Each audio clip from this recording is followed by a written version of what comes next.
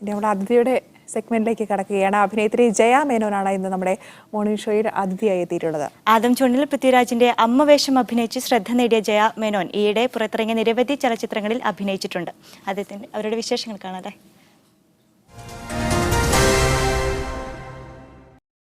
ചലച്ചിത്ര രംഗത്ത് ശ്രദ്ധേയമായ വേഷങ്ങൾ ചെയ്തുകൊണ്ടിരിക്കുന്ന നടി ജയ മേനോനാണ് ഇന്ന് മോർണിംഗ് ഷോയിൽ നമ്മോടൊപ്പം അതിഥിയായുള്ളത്. നമുക്ക് ചോദിച്ചറിയാം ജയ മേനോന്റെ വിശേഷങ്ങൾ. നമസ്കാരം ചേച്ചി. നമസ്കാരം. നമുക്ക് പുതിയ പ്രൊജക്ട്സിനെ കുറിച്ച് ചോദിച്ച് തുടങ്ങാമെന്ന് തോന്നുന്നു. എന്തൊക്കെയാണ് ഇപ്പോൾ ചെയ്തുകൊണ്ടിരിക്കുന്ന പ്രൊജക്ട്സ്? ഇപ്പോൾ റൈറ്റ് നൗ ഞാൻ രാം ഗോപാൽ മേനോൻ ചെയ്യുന്ന death of so and so എന്ന ഒരു ഷോർട്ട് ഫിലിമിൽ അഭിനയിക്കാൻ വേണ്ടി പോവാണ്. നെക്സ്റ്റ് വീക്കാണ് എൻ്റെ പൂജ. എൻഡ് ഓഫ് ദ മന്ത് അതിൻ്റെ ഷൂട്ടിംഗ് ആരംഭിക്കും. പിന്നെ ഒരു പ്രൊഡക്ഷൻ ഹൗസ് തുടങ്ങാനുള്ള പ്ലാനുമായിട്ടാണ് ഞാൻ നാട്ടിൽ നിന്ന് വന്നിരിക്കുന്നത്. അപ്പോൾ അതിൻ്റെ ഇനീഷ്യൽ ഡിസ്കഷൻസൊക്കെ നടന്നിട്ടുണ്ട്. അപ്പോൾ അതാണ് അടുത്തൊരു പ്രോജക്റ്റ്. പിന്നെ അതുകൂടാതെ ഹരീഷ് മേനോൻ്റെ ഒരു ഷോർട്ട് ഫിലിമുണ്ട്. പിന്നെ ഞാനും പ്രകാശും കൂടി, എൻ്റെ ഹസ്ബൻഡ് പ്രകാശും കൂടി എടുക്കുന്ന ഒരു ഷോർട്ട് ഫിലിമുണ്ട്. പിന്നെ അത് കൂടാതെ അൽമല്ലു എന്ന ബോബൻ സാമുവലിൻ്റെ ഒരു പടത്തിൽ അബുദാബിയിൽ അതിൻ്റെ ഷൂട്ടിംഗ് നടന്നുകൊണ്ടിരിക്കുകയാണ്. അതിനും ഒരു വേഷമുണ്ട് എനിക്ക്. വെള്ളി വെളിച്ചത്തിൽ ആദം ജോൺ, കുട്ടനാടൻ മാർപ്പാപ്പ, ഇങ്ങനെ ഒരുപാട് വേഷങ്ങൾ ഈയിടെയായി ചെയ്തിട്ടുണ്ട്. അവസാനമായി ചെയ്തത് കുട്ടനാടൻ മാർപ്പാപ്പയാണെന്ന് തോന്നുന്നു, അല്ലേ? അതെ. എങ്ങനെയാണ് ഈ ചലച്ചിത്ര മേഖലയിലേക്ക്, അഭിനയത്തിന്റെ വഴികളിലേക്ക് എത്തിയത്? എൻ്റെ ജീവിതത്തിൽ ഞാൻ ഒന്നേ ആഗ്രഹിച്ചിട്ടുള്ളൂ. എനിക്ക് ഓർമ്മ വെച്ച കാലം തൊട്ട് എനിക്കൊരു സിനിമാ നടിയാവണം. അതെന്തുകൊണ്ട് എൻ്റെ തലയിൽ അങ്ങനെ വന്നു എന്ന് എനിക്കറിയില്ല. പക്ഷേ ഞാൻ ജനിച്ച് വളർന്നത് ഒരു കുഗ്രാമം എന്ന് തന്നെ പറയാം. പക്ഷെ അതുകൊണ്ട് തന്നെ സിനിമ എന്നത് എനിക്ക് തികച്ചും അപ്രാപ്യമായ ഒരു മേഖല തന്നെയായിരുന്നു. പിന്നെ ഞാനിവിടെ കല്യാണം കഴിച്ച് ഇവിടെ എത്തി. ഇവിടെ എനിക്ക് എപ്പോഴും എൻ്റെ മനസ്സിലൊരു അഭിനേത്രി ആവണം എന്നുള്ള ഒരു ഡിസയർ അങ്ങനെ കിടക്കുന്നുണ്ടായിരുന്നു. പക്ഷെ എനിക്കൊരിക്കലും കിട്ടില്ല എന്ന് അറിയുകയും ചെയ്യായിരുന്നു. പക്ഷെ എൻ്റെ ഭാഗ്യവശാൽ BKSC, കേരള സമാജം തുടങ്ങിയ സംഘടനകൾ എന്നെ നാടകത്തിലേക്ക് ക്ഷണിക്കുകയുണ്ടായി. അപ്പോൾ എനിക്ക് അങ്ങനെ ഞാനൊരു നാടകരംഗത്ത് വന്ന് എനിക്ക് അഭിനയിക്കാനുള്ള എൻ്റെ ഒരു ത്വരയുണ്ടല്ലോ, അതിനെ കംപ്ലീറ്റ് ചെയ്യാൻ സാധിച്ചു. പക്ഷെ അപ്പോഴും സിനിമയിൽ വരണമെന്നുള്ളൊരു മോഹം അവിടെ കിടന്നിരുന്നു. അങ്ങനെ വക്കം ഷക്കീർ വഴിയാണ് ഞാൻ ശ്യാമപ്രസാദിനെ പരിചയപ്പെടുന്നത്. പിന്നീട് അദ്ദേഹം ഞങ്ങൾ ഒരുപാട് കാലത്തെ ഫ്രണ്ട്സായി. പക്ഷെ ഒരിക്കലും അദ്ദേഹത്തിൻ്റെ ഒരു സിനിമയിൽ അഭിനയിക്കാൻ ഒരു ചാൻസ് കിട്ടുമെന്ന് ഞാൻ വിചാരിച്ചിരുന്നില്ല. അങ്ങനെ അപ്രതീക്ഷിതമായിട്ട് ശ്യാമ് അദ്ദേഹത്തിൻ്റെ ഋതു എന്ന സിനിമ എടുക്കുമ്പോൾ എനിക്കതിൽ വളരെ ഇമ്പോർട്ടൻ്റ് ആയിട്ടുള്ള സെക്കൻഡ് ഹീറോയിൻ എന്ന് തന്നെ പറയാം, ആ റോൾ എനിക്ക് തരികയാണ് ഉണ്ടായത്. അതിൽ ചെന്നപ്പോൾ എൻ്റെ നാടകാഭിനയം അതിനെ എത്രത്തോളം സ്വാധീനിച്ചു എന്ന് ചോദിച്ചു കഴിഞ്ഞാൽ, ഒരു കണക്കിന് അത് ഗുണം ചെയ്തു, ഒരു കണക്കിന് ദോഷം ചെയ്തു. ഇങ്ങനെ രണ്ടും എനിക്ക് പറയേണ്ടി വരും. ഗൾഫ് മേഖലയിൽ ധാരാളം നാടകങ്ങളിൽ നിരവധി വേഷങ്ങൾ, വ്യത്യസ്തമായ ശ്രദ്ധേയങ്ങളായ വേഷങ്ങൾ ചെയ്തിട്ടുണ്ട്. ഈ ഒരു അനുഭവ സമ്പത്ത് അഭിനയ രംഗത്ത് എത്രമാത്രം പ്രയോജനപ്രദമായിട്ടുണ്ട്? അത് പോസിറ്റീവായിട്ടും നെഗറ്റീവായിട്ടും എന്നെ ഇമ്പാക്റ്റ് ചെയ്തിട്ടുണ്ട് എന്നുള്ളത് ഒരു തുറന്ന സത്യമാണ്. പോസിറ്റീവായിട്ട് എന്ന് പറയുകയാണെങ്കിൽ നമുക്ക് സ്റ്റേജ് ഫിയർ ഉണ്ടാവില്ല, ഒരു ക്യാമറ വെച്ചു എന്നുള്ളൊരു ഫിയർ ഉണ്ടാവില്ല. അത് വലിയൊരു ഇമ്പോർട്ടൻ്റ് ആയിട്ടുള്ളൊരു ഘടകമാണ് നമ്മൾ ആക്ടിങ്ങിന് സിനിമയിൽ പോകുമ്പോൾ. ഓഡീഷനായാലും എന്ത് തന്നെയായാലും നമുക്ക് ആരും ഭയം തോന്നില്ല. അത് തന്നെയാണ് നാടകം കൊണ്ടിട്ടുള്ള എനിക്ക് ഗുണം. പിന്നെ ദോഷം എന്ന് പറയാനായിട്ടുള്ളത് എന്താണെന്ന് വെച്ചാൽ, നമ്മൾ 1 മീറ്റർ കൂട്ടിയിട്ടാണ് എപ്പോഴും സ്റ്റേജിൽ അഭിനയിക്കുക. അറ്റ്ലീസ്റ്റ് എൻ്റെ കാലഘട്ടത്തിൽ ഒക്കെ ഞാൻ ലാസ്റ്റ് ചെയ്ത നാടകം വരെ 1 മീറ്റർ കൂട്ടിയിട്ട് എമോഷൻസ് നമ്മൾ സ്റ്റേജിൽ കാണിക്കുക. വേറെ സിനിമയിൽ അത് വേണ്ട. സിനിമയിൽ അത് വന്നാൽ ഭയങ്കര അരോചകമാണ്, അതെനിക്ക് അറിയുകയും ചെയ്യാം. പക്ഷെ നമ്മൾ അറിയാതെ അഭിനയിച്ച് ഫലിപ്പിക്കുക എന്നുള്ള ഒരു ടെൻഡൻസി നമുക്ക് വരും. അപ്പോൾ എന്നെ അത് നിയന്ത്രിച്ച് എന്നെ ഒരു കൺട്രോളിലാക്കിയത് ഞാൻ ഗുരു എന്ന് വിശേഷിപ്പിക്കുന്ന ശ്യാം പ്രസാദാണ്. ജയ അത്ര വേണ്ട, നാടകം വേണ്ട എന്ന് പറഞ്ഞ് എന്നെ ഭയങ്കരമായിട്ട് നിർദ്ദേശം നൽകിയിരുന്നു. കാരണം നമ്മൾ ഒരുപാട് വർഷങ്ങളായിട്ട് ചെയ്തു വന്നിരുന്ന ഒരു സ്റ്റൈൽ ഓഫ് ആക്ടിങ് ഉണ്ടല്ലോ, അതൊന്ന് പെട്ടെന്ന് അത് അൺഡു ചെയ്യുക എന്ന് പറഞ്ഞാൽ അത്ര ഈസി അല്ല. നമുക്കൊന്നും അഭിനയിച്ചില്ല എന്ന് വരെ തോന്നാൻ ചില സമയങ്ങളിൽ. അയ്യോ, ഞാനൊന്നും അഭിനയിച്ചില്ല, എനിക്ക് കുറച്ച് അഭിനയിക്കായിരുന്നല്ലോ. വേറെ അത് ആവശ്യമില്ല സിനിമയിൽ. ആ സിറ്റുവേഷൻ നമ്മളവിടെ കൊണ്ടെത്തിക്കും. ശ്യാം എന്നോട് പറഞ്ഞൊരു ഉപദേശം ഞാൻ എപ്പോഴും ആലോചിക്കുന്ന ഒരു കാര്യമാണ്. മനസ്സിൽ വിചാരിച്ചാൽ മതി ആ ക്യാരക്ടറിന് എന്താ ഫീൽ ചെയ്യുന്നതെന്ന്. The camera will magnify it എന്ന് പറഞ്ഞത് അത് 100% സത്യമാണ്.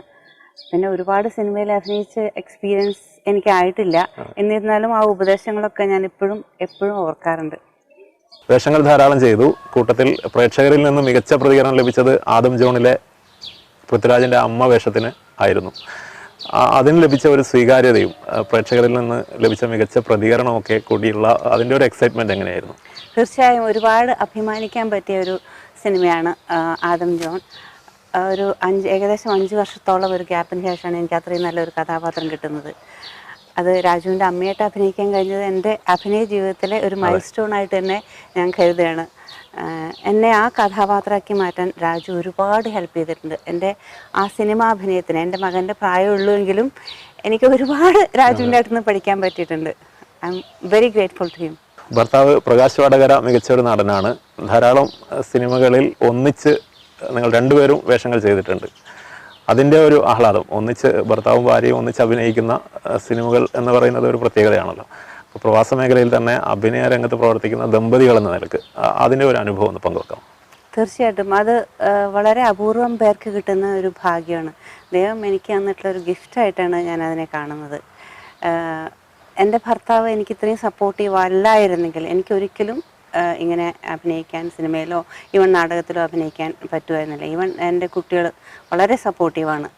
അതുകൊണ്ടാണ് ഞാനെന്നൊരു നടി ഉണ്ടായതെന്ന് തന്നെ പറയാം. ഒരു ഡ്രീം എന്ന നിലക്ക് മനസ്സിൽ കൊണ്ട് നടക്കുന്ന, ചെയ്യണമെന്ന് അതിയായി ആഗ്രഹിക്കുന്ന ഒരു വേഷം ഏതാണ്?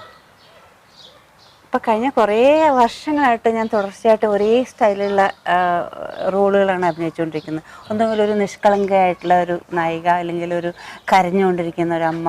അതിൽ നിന്നൊക്കെ ഡിഫറെൻ്റ് ആയിട്ട് സംതിങ് ലൈക്ക് ഒരു ഹ്യൂമർ കഥാപാത്രം, അല്ലെങ്കിൽ ഒരു നെഗറ്റീവ് വില്ലൻ കഥാപാത്രം, അതും അല്ലെങ്കിൽ ഒരു എന്താ പറയുക, നമ്മളൊരു ഡ്രഗ് അഡിക്റ്റ്, അങ്ങനെ എന്തെങ്കിലും സംതിങ് ഡിഫറെൻറ്റ് ചെയ്യണമെന്ന് ആഗ്രഹമുണ്ട്.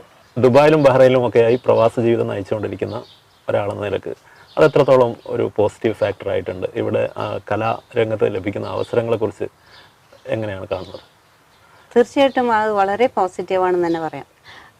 ഞാനിവിടെ ഗൾഫിൽ ജീവിച്ചുകൊണ്ട് എൻ്റെ അഭിനയ ജീവിതത്തിനെ അത് ഒരു ശതമാനം പോലും നെഗറ്റീവായിട്ട് ഇമ്പാക്റ്റ് ചെയ്തിട്ടില്ല. കാരണം ഞാൻ ഇവിടെയും നിൽക്കുമ്പോഴും ദുബായിൽ നിൽക്കുമ്പോഴും എനിക്ക് ഒരുപാട് ഓപ്പർച്യൂണിറ്റീസ് വന്നിട്ടുണ്ട്.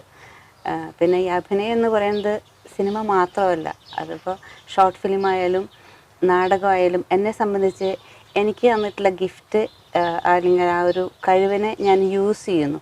അത് യൂസ് ചെയ്യുമ്പോൾ എനിക്ക് കിട്ടുന്ന സന്തോഷം അതാണ്, that's what matters to me. അപ്പോൾ അതുകൊണ്ട് തന്നെ എനിക്ക് സിനിമയിൽ തന്നെ അഭിനയിച്ചാലേ ആ ഒരു സംതൃപ്തി കിട്ടൂ, അങ്ങനെയൊന്നുമില്ല. എവിടെ അഭിനയിക്കുമ്പോഴും ഐ എം ഹാപ്പി. ഇങ്ങനെയൊക്കെ ആണെങ്കിലും പ്രവാസ മേഖലയിൽ ജോലി ചെയ്യുന്നു, നാട്ടിൽ സിനിമകളിൽ സജീവമാകുന്നു. ഇതിനെ ബാലൻസ് ചെയ്ത് കൊണ്ടുപോകുമ്പോഴുണ്ടാകുന്ന ബുദ്ധിമുട്ടുകൾ അനുഭവിക്കേണ്ടി വരുന്നുണ്ടോ? അങ്ങനെയില്ല. ഞാൻ ഏത് പരിസ്ഥിതിയായിട്ടും എന്താ പറയുക, പെട്ടെന്ന് ഇണങ്ങി ചേരുന്നൊരു വ്യക്തിയാണ്. ഇപ്പം ഞാൻ ജോലി റിസൈൻ ചെയ്ത് കൈൻഡ് ഓഫ് റിട്ടയർമെൻറ്റ് ലൈഫാണ്. ഇപ്പം ഞാൻ തിരിഞ്ഞു നോക്കുമ്പോൾ എനിക്ക് സപ്പോസ് ടു ബി എനിക്ക് ഒരുപാട് സമയം ഉണ്ടാവേണ്ടതാണ്. ഇപ്പോഴും ഞാൻ ബിസിയാണ്. പക്ഷെ ഞാൻ തിരിഞ്ഞു നോക്കുമ്പോൾ ഇത്രയും കാര്യങ്ങൾ ഞാൻ 7 മണി വരെ അല്ലെങ്കിൽ 8 മണി വരെ ജോലി ചെയ്തുകൊണ്ടിരുന്ന ഒരു വ്യക്തിയാണ്. വളരെ റെസ്പോൺസിബിൾ ആയിട്ടുള്ള ഒരു ജോലിയായിരുന്നു എനിക്ക് എപ്പോഴും ഉണ്ടായിരുന്നത്. പക്ഷെ അപ്പോഴൊക്കെയും ഞാൻ എനിക്കിഷ്ടപ്പെട്ട എല്ലാ കലാപ്രവർത്തനങ്ങളും, ഡാൻസ് ആയാലും പാട്ടായാലും നാടകമായാലും സിനിമയായാലും എല്ലാം ഞാൻ ചെയ്തിരുന്ന സമയത്ത് ഇപ്പം ഞാൻ ആലോചിക്കുമ്പോൾ അതൊക്കെ ഞാൻ എങ്ങനെയാണ് ചെയ്തേ എന്ന് ഞാൻ അത്ഭുതപ്പെടാറുണ്ട്. അപ്പോൾ അതുകൊണ്ട് ജോലി എന്നെ അങ്ങനെ ബുദ്ധിമുട്ടിച്ചിട്ടില്ല. കാരണം ഞാൻ രണ്ടും എൻജോയ് ചെയ്തിരുന്നു അറ്റ് ദ സെയിം ടൈം.